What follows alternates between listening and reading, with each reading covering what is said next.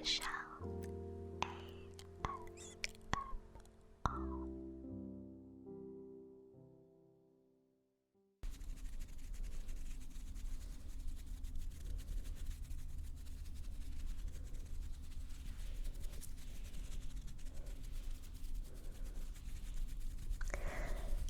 Hey. Hello. Hi there, my sweetheart. I hope that you are doing okay. So, before I start this video, which by the way is going to be taking care of you, looking after you and making you feel beautiful, I quickly wanted to talk about the topic of today's video. Now, I planned on recording something different, but then yesterday I watched something that really touched me, and that was a video by a lady called M. Ford, and her YouTube channel is called My Pale Skin Blog, and she made a really famous mini documentary on YouTube called You Look Disgusting, I think it was called, and it got like 29 million views, and she's just made a new one, and I would like to share it with you because I feel like it speaks volumes. So I'm going to link that down below. I watched it, and funnily enough, I am experiencing some cystic acne right now, which is great, and I always try and put myself off from recording when my skin looks like this because I just don't enjoy looking, like this. But I decided that I'm not going to stop myself, and I'm just going to continue because this is me right now, so I'm just going to have to deal with it. So anyway, it's all about beauty and what beauty is, and I would just suggest that you watch it, especially if you are a woman. I would watch it, but of course anybody can watch it, so I'll leave that down below and we'll get started with the video. So today we're going to be taking care of you a little bit. I've been feeling in myself like I'm lacking a bit of confidence. And I don't know about you, but when the weather changes and it gets colder, my skin doesn't necessarily respond in the way I'd like it to. So I've been feeling a little bit less than beautiful, and I always want to feel like I am beautiful. And when I say this, I mean me, not what I can put on my face or how I can present myself to the world, but the true me being beautiful. So that is not just the way you look, but the way you feel as well. So with that in mind, today I want to make you feel beautiful. So I have a few things with me, and we're just going to take care of you today. We're going to get you ready for bed, wind you down, and I want you to feel relaxed and comfy and comfortable in your own skin. So,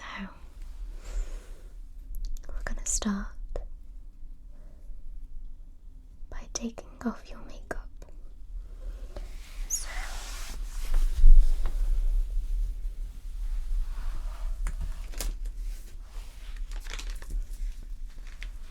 down here I have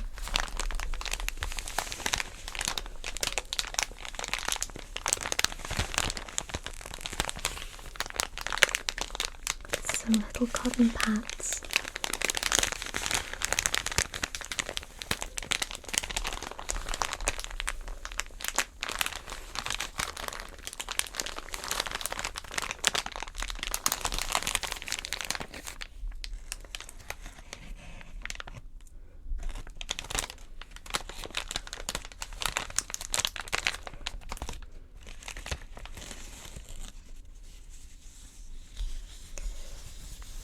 Take one of these pads here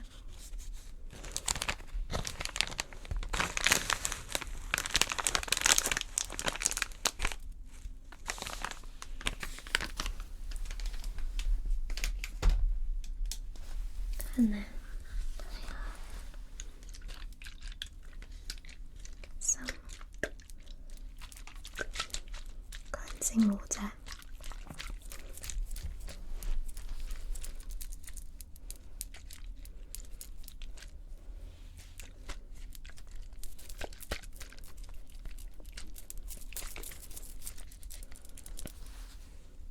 So I'm going to take this cleansing water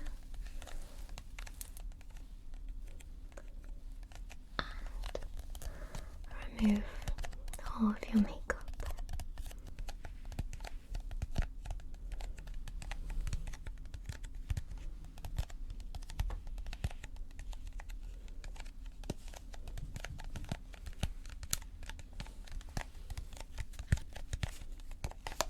So we're going to take some of this cleanser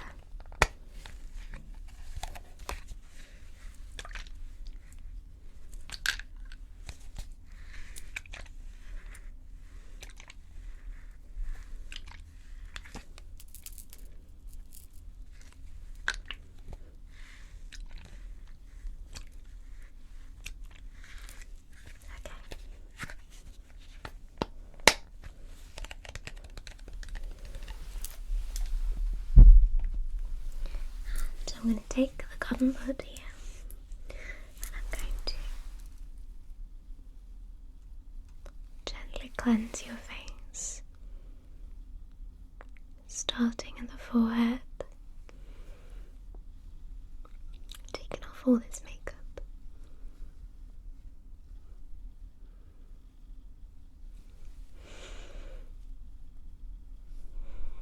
Making you feel fresh.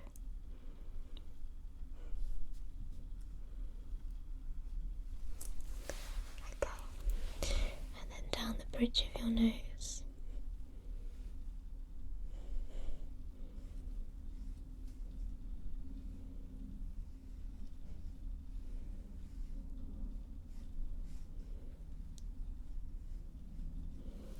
Good. And now your left cheek.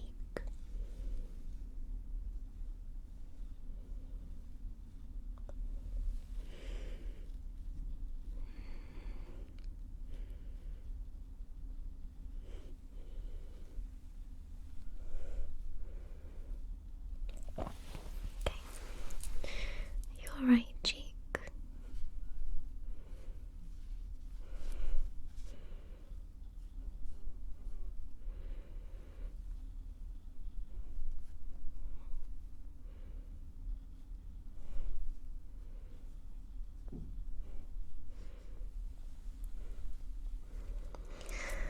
And then finally your chin.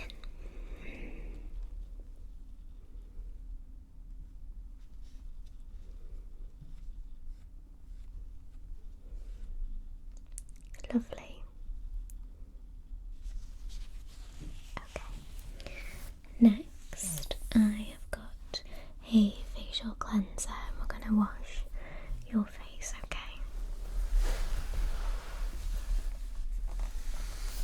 So I have this proactive skin smoothing exfoliator facial cleanser.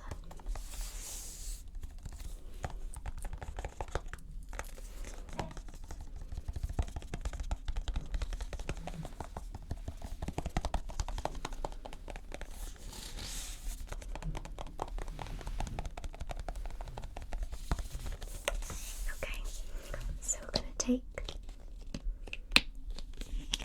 a small amount.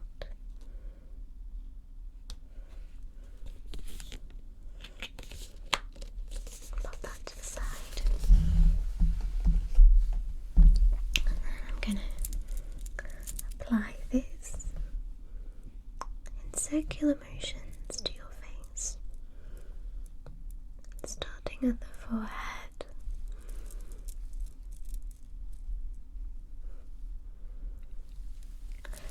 The cheeks,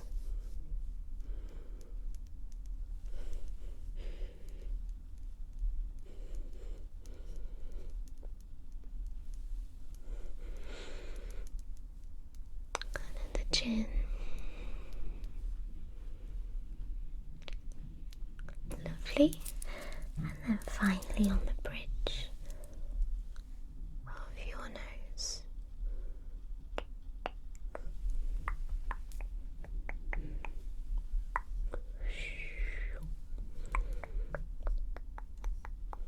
Lovely. Okay. And now I'm just gonna take my damp cloth here.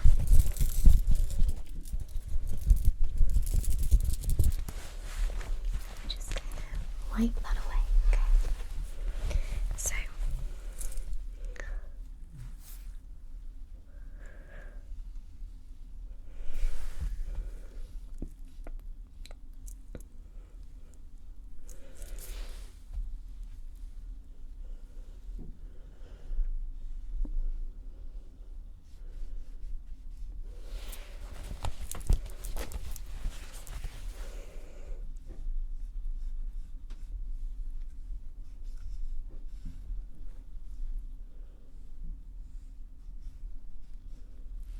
lovely. Okay. And finally, we're gonna put a face mask on you, and we'll leave it to sit while I do a couple of other things. Okay. So I've got the Garnier Skin Active Pure Active Matcha Detox Pore and Clogging Mask. This intensely absorbs pollution and oil. Matcha tea extract, colour and clay for oily skin with clogged pores.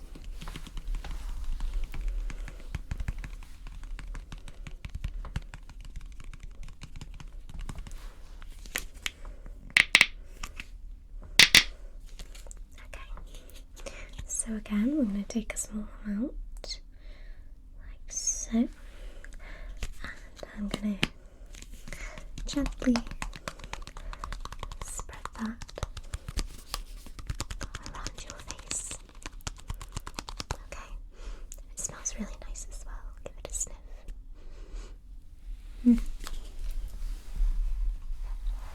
Okay, so take this in my hands and we'll just gently rub it into your face.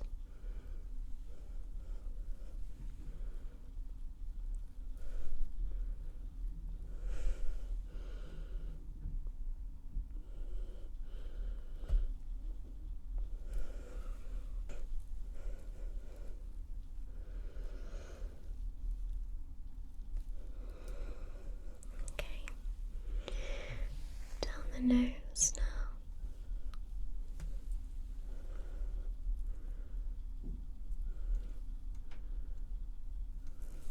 And finally sweeping it onto the chin.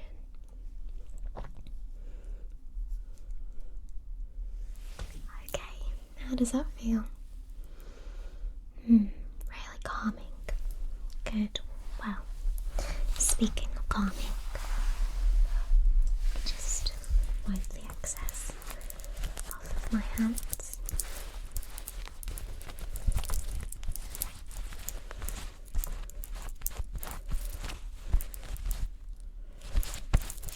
That'll do. Okay, so I thought we could create a bit of a relaxing experience. So you've got your face all lovely and cleansed and washed, and we've got a face mask on now. I thought, if you don't mind, I could wash your hair as well. I think it will really help to relax you. Yeah, good, okay. So let me give your hair a brush first, if you don't mind, and then we'll pop you over the sink and I'll wash your hair, okay?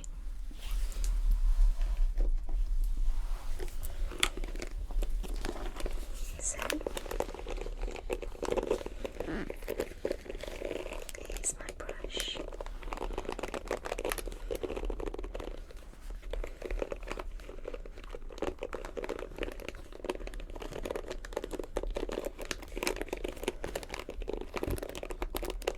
Okay, I'm just going to quickly brush your hair.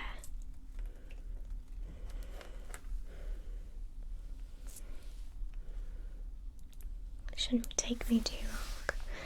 You've not been out in the wind today, have you? I always hate when I go out in the wind because I know that I'm going to get a big knot in the back here. Especially if I've got a coat with a big collar on it or a scarf. And the other side.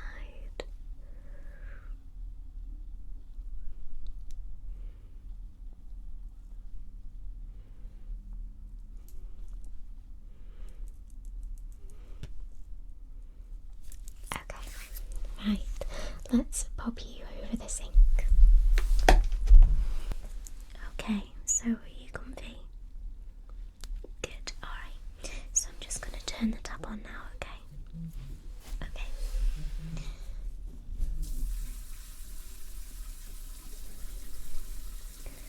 Just wetting your hair.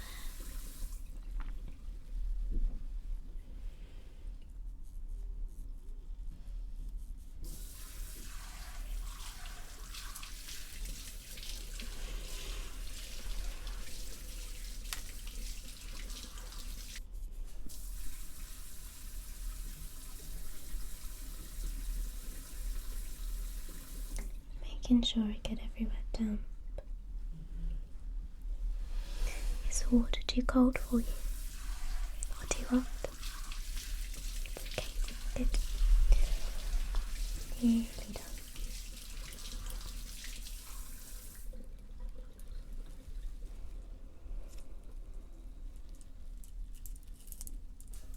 Nearly there.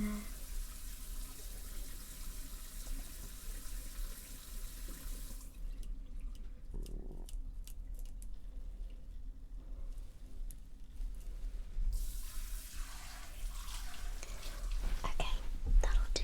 So I'm gonna grab the shampoo and then I'll pop it in your hair. Okay. Good.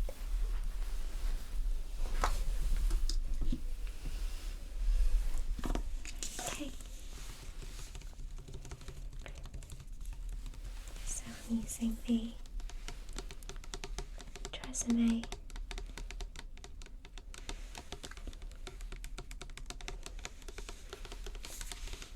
Color Revitalize shampoo.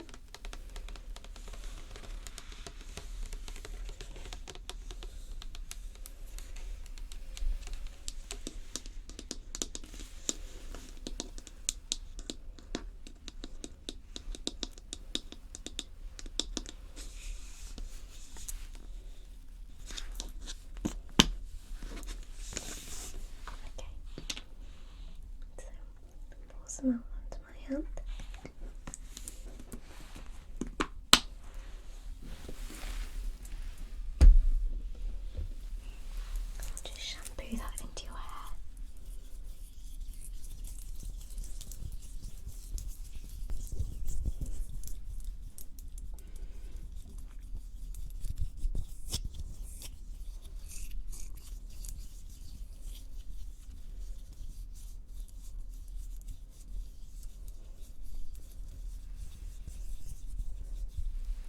Okay. Alright, and now I'm going to just rinse that out.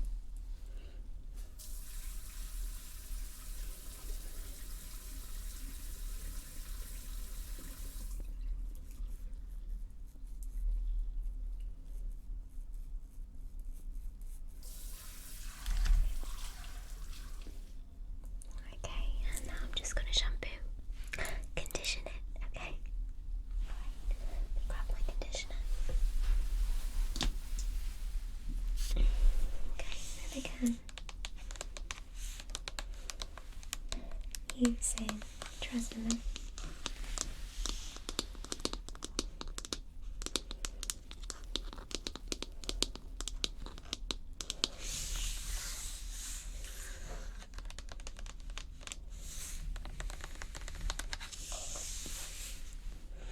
It smells lovely.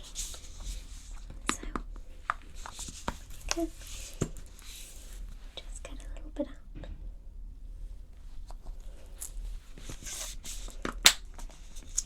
Okay.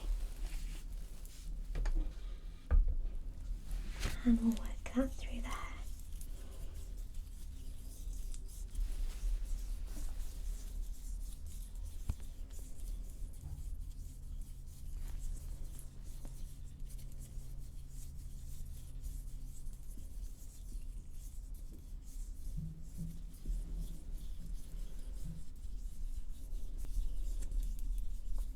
Okay, great. So now I'm just going to rinse that conditioner out, and then if you'd like to follow me back and we can brush your hair again, okay? Alright, so let's just rinse that out.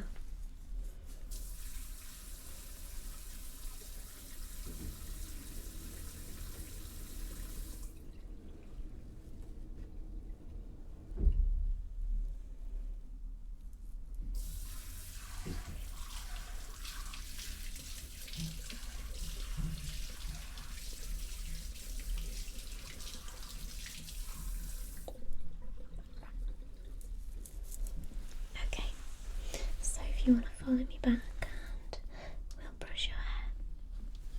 Okay, hair feeling all nice and clean? Good. So we're going to give it a brush again. Just to get the knots out, and then we'll dry it with a towel. Okay?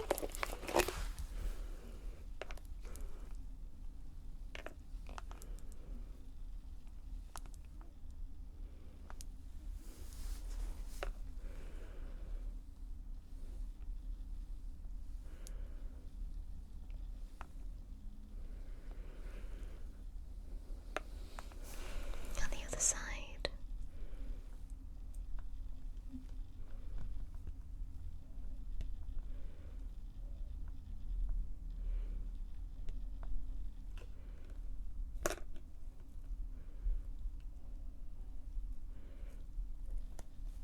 Okay, so just scrub the towel and we'll give it a little bit of a towel dry.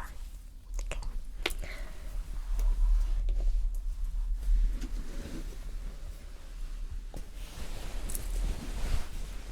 I have my big towel here. It's a lovely, like, peachy colour.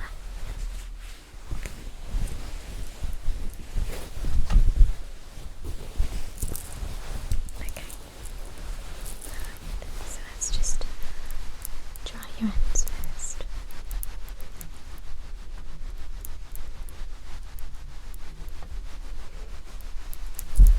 Okay. And then I'm going to bring it around the back of your head and we'll just give your scalp a bit of a dry. Okay.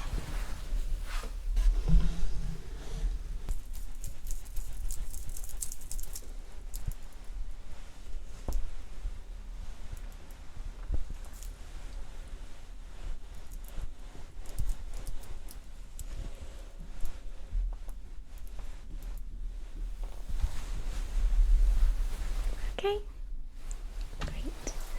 Pop that to the side. Okay, so we've got your face all washed and we've got your hair washed. Now let me just remove the mask for you, okay? So, just take the damp towel again and we'll just wipe it off. Okay. Just stay still for me.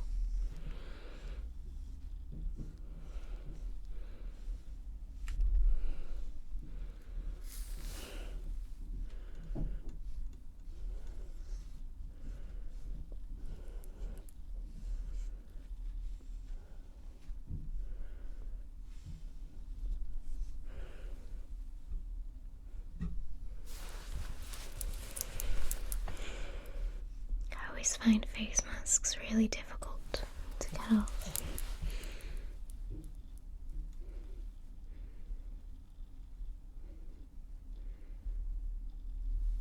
There we go.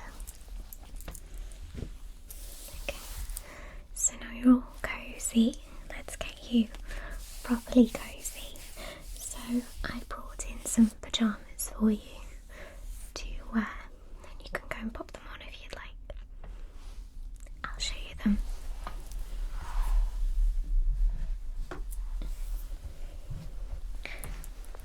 First, we have some very lovely warm fuzzy socks.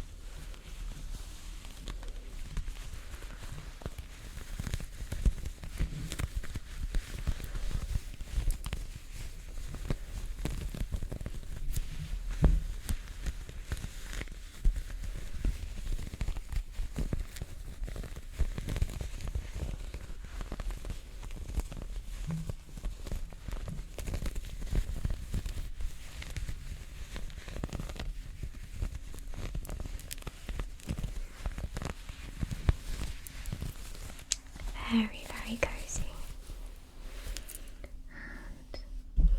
And then we have these lovely soft cotton pyjama bottoms, and they have this lovely pretty lace detailing at the bottom of the leg.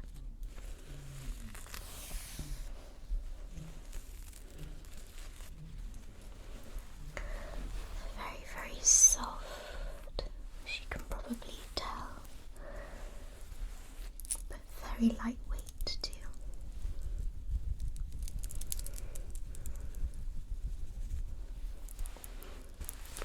And then the pyjama top, which is a lovely grey long sleeve top, and seeing as it's getting close to Christmas, it is a Christmas top, and it has Bambi on the front.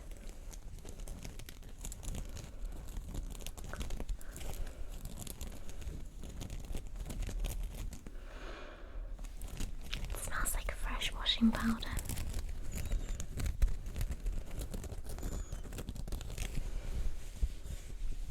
So this is lovely and soft for you to wear. Okay, so here we are. Go and get yourself changed. You're back. All cozy? Good. I just want to tell you right now that you are so, so beautiful. You look so peaceful, so calm, and so comfy.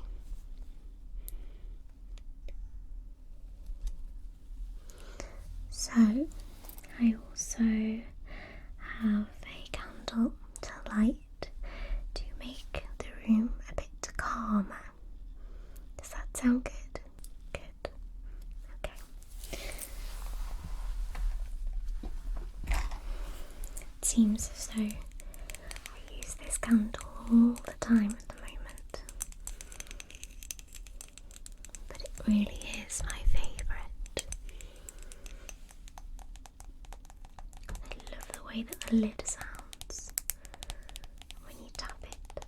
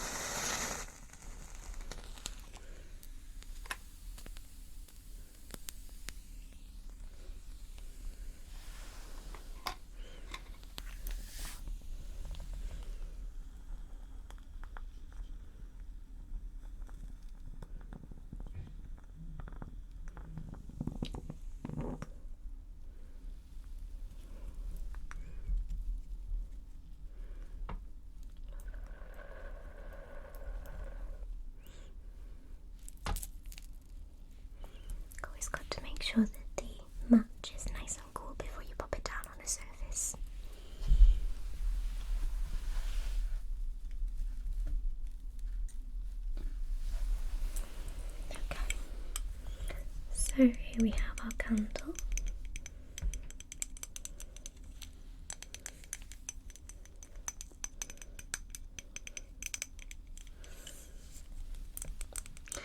This might become a regular theme with me.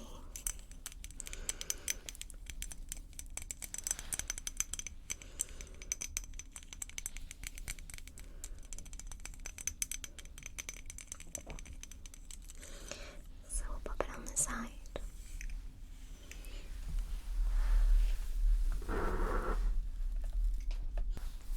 Okay, so now we've got the candle. Next, would you like a hot drink? I have chamomile tea.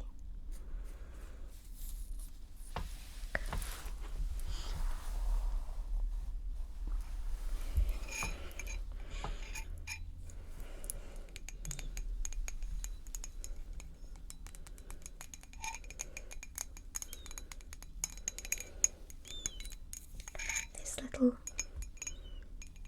mug here that has some pretty butterflies on it.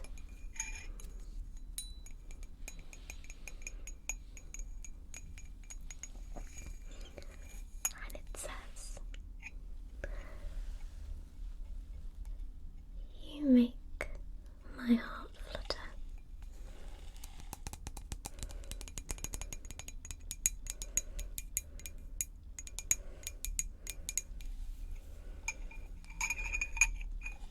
And a little teaspoon. And then here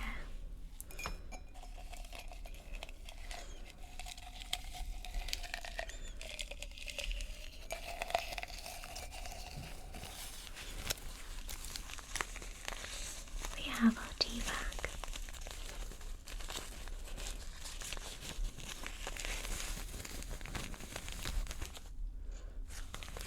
Which smells lovely.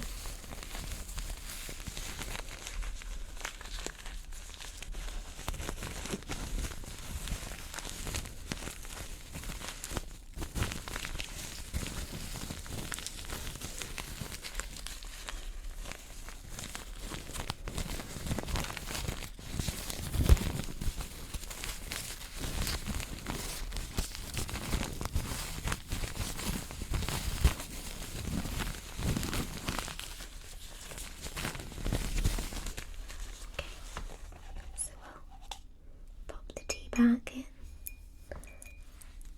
pop the spoon in, and then we'll grab the kettle.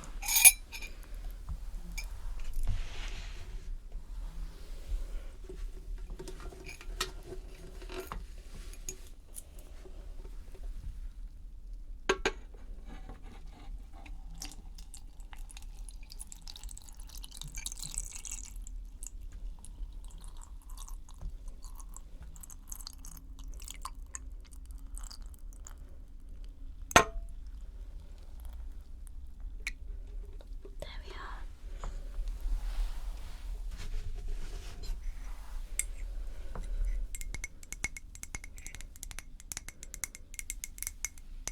Just let that sit for a minute.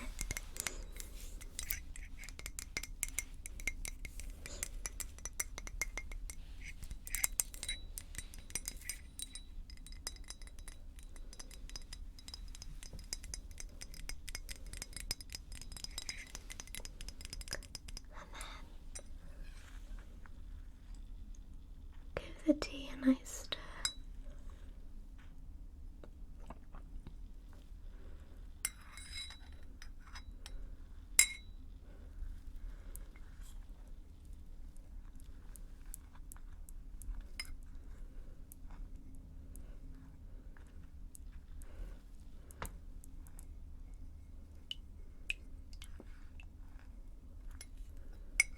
There we go. Would you like me to pop it on the side? No problem. Okay, so you should be all ready for bed now. You should be feeling calm, relaxed,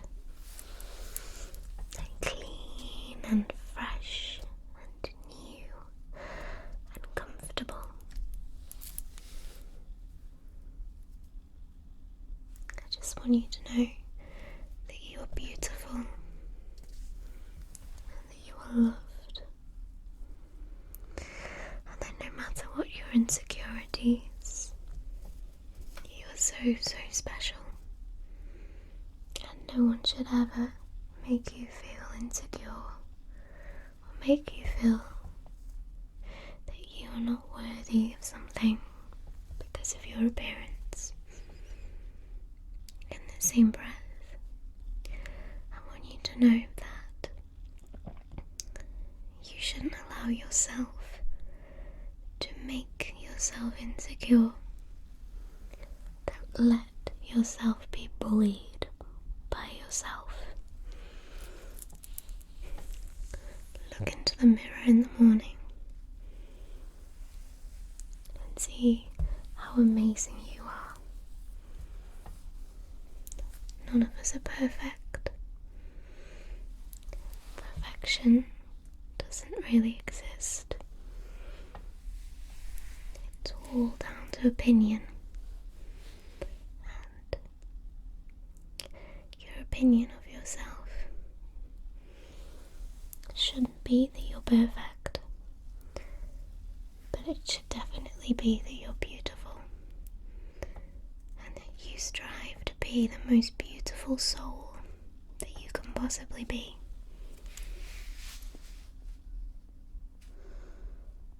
I'm going to read you a little bit of a book that I'm really enjoying at the moment, and I hope you enjoy it. Let this time now calm you down, let you simmer and relax. Take your drink of tea and let yourself feel cozy in your pajamas, and let your skin feel healthy and clean, and your hair too. Okay?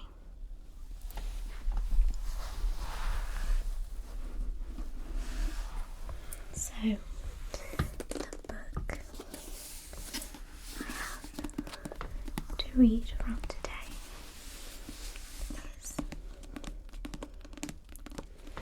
Eleanor Offland is Completely Fine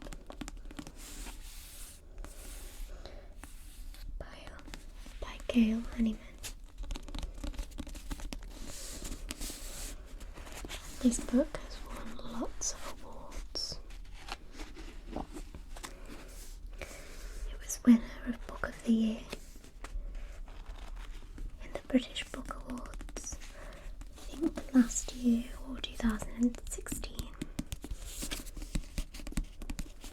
I'll read you the blurb and then I'll read you the first chapter. But I don't know about you, but I think the front cover is very pretty and just very pleasing. These matches even have a raised effect, so they feel like matches on the paper.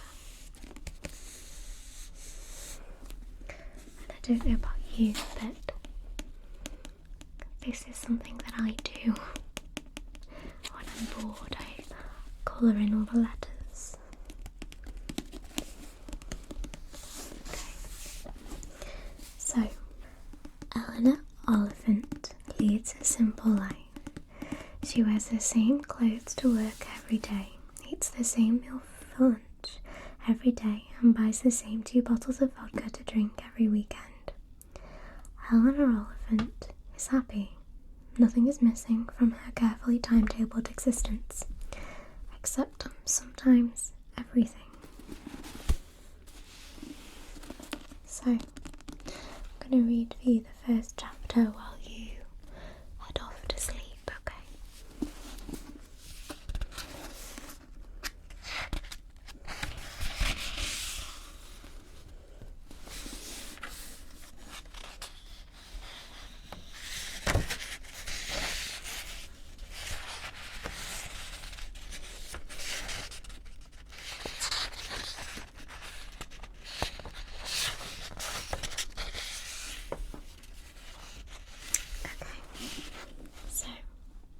Chapter 1.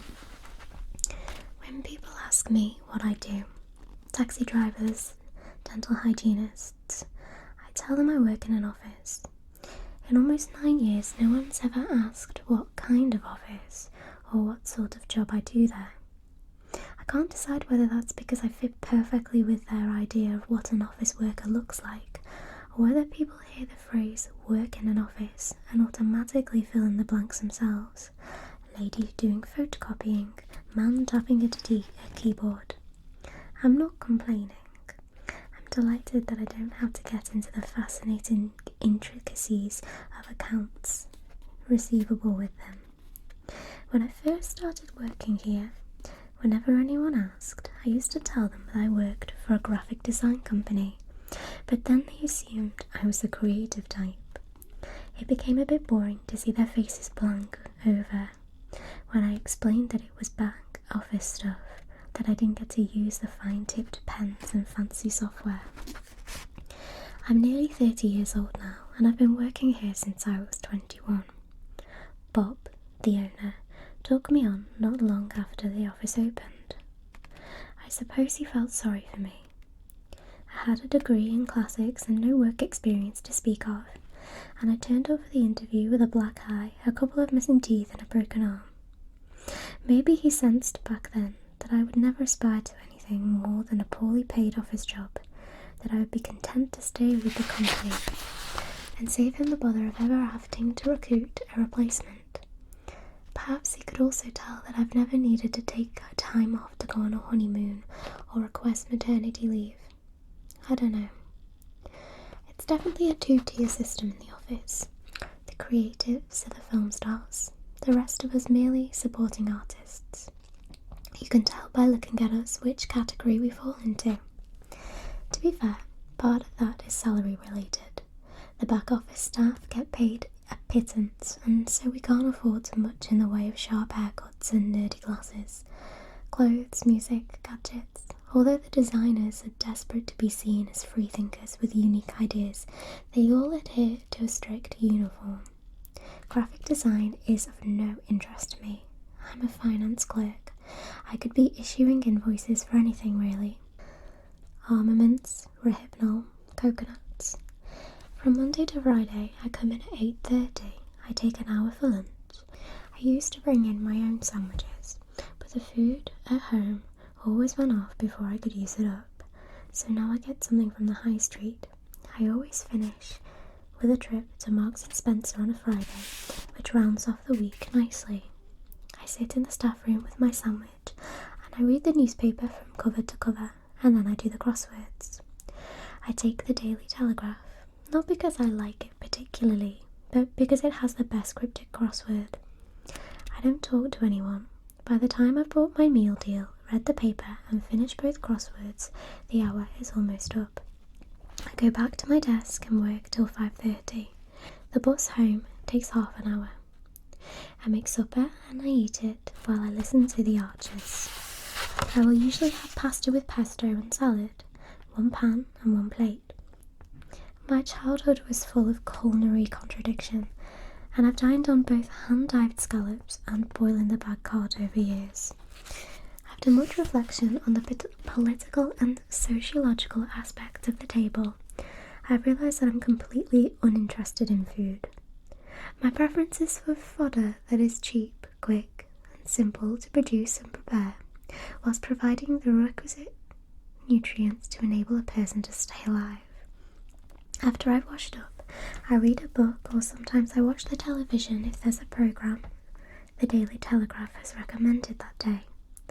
I usually, always, talk to Mummy on a Wednesday evening for 15 minutes or so. I go to bed around 10, read for half an hour, and then put the light out. I don't have trouble sleeping, as a rule. On Fridays, I don't get the bus straight after work, but instead I go to Tesco, Metro, around the corner from the office, and buy a margarita pizza, some Shantae, and 2 big bottles of Glen's vodka. When I get home, I eat the pizza and drink the wine. I have some vodka afterwards. I don't need much on a Friday, just a few big swigs. I usually wake up on the sofa around 3 a.m. and I stumble off to bed. I drink the rest of the vodka over the weekend, spread it throughout both days so that I'm either no. I drink the rest of the vodka over the weekend, spread it throughout both days so that I'm neither drunk nor sober. Monday takes a long time to come around. My phone doesn't ring often. It makes me jump when it does. And it's usually people asking if I've been mis-sold payment protection insurance. I whisper, "I know where you live," to them and hang up the phone very, very gently. No one's been in my flat this year apart from service professionals. I've not voluntarily invited another human being across the threshold except to read the meter. You'd think that would be impossible, wouldn't you? It's true though.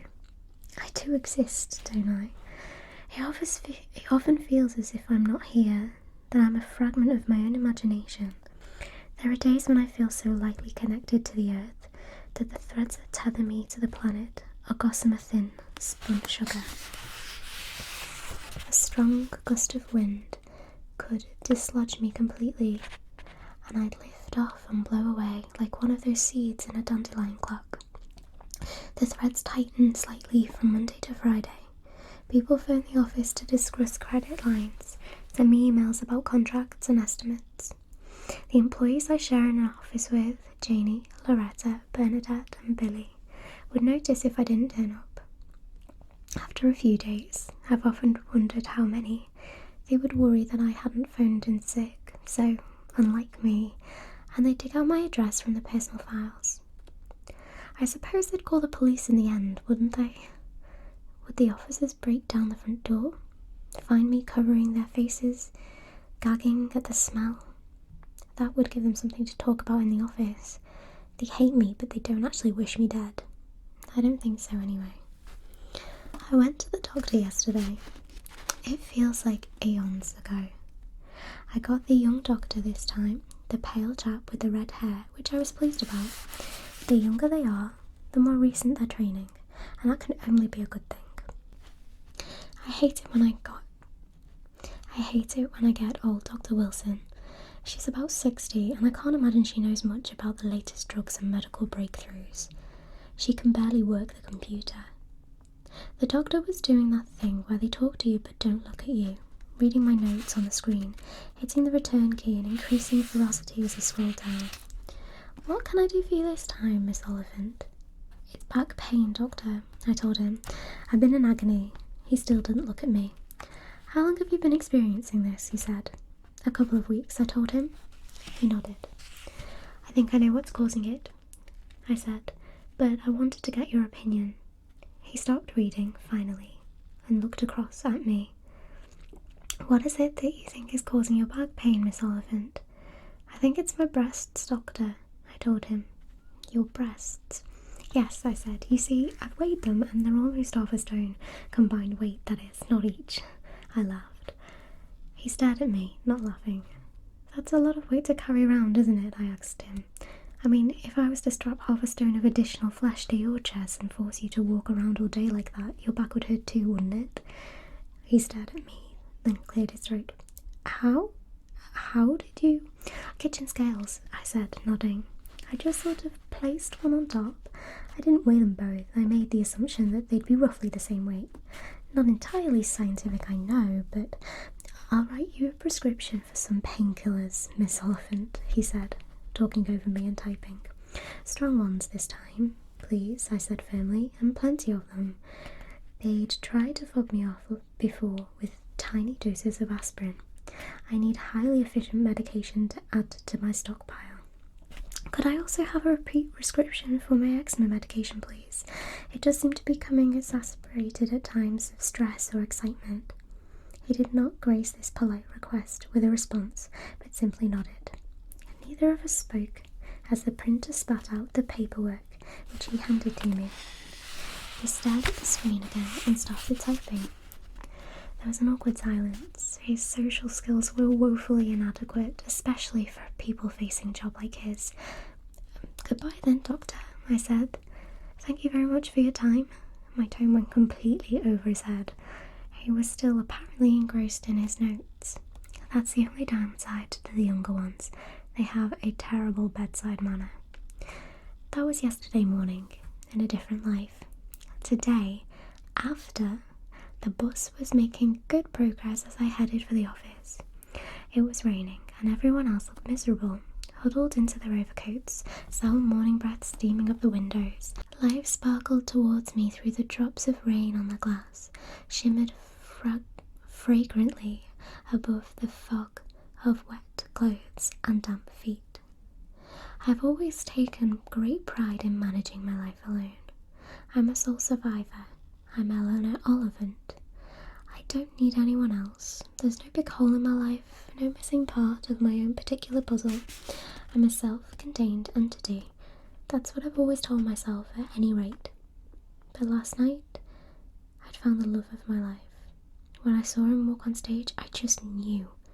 He was wearing a very stylish hat, but that wasn't what drew me in. No, I'm not that shallow. He was wearing a three-piece suit with the bottom button of his waistcoat unfastened. A true gentleman leaves the bottom button unfastened, Mummy always said. It was one of those signs to look out for, signifying, as it did, a sophisticate and elegant man of the appropriate class and social standing. His handsome face, his voice. Here, at long last, was a man who could be described with some degree of certainty as husband material. Mummy was going to be thrilled. So there you go, sweetheart. There is the first chapter. I'll leave the link to the book. I think it was only like £3.99 when I bought it, so bargain. So I hope you enjoyed that, and I hope that you've enjoyed your little pamper. I can see that you're looking very, very sleepy now. So I want you to start to wind down and go to sleep. Close your eyes and relax. I want you to remember that you are beautiful, that you are loved, and you are so special. And you don't need to prove your beauty to anybody other than yourself. Make yourself proud. Make yourself feel beautiful.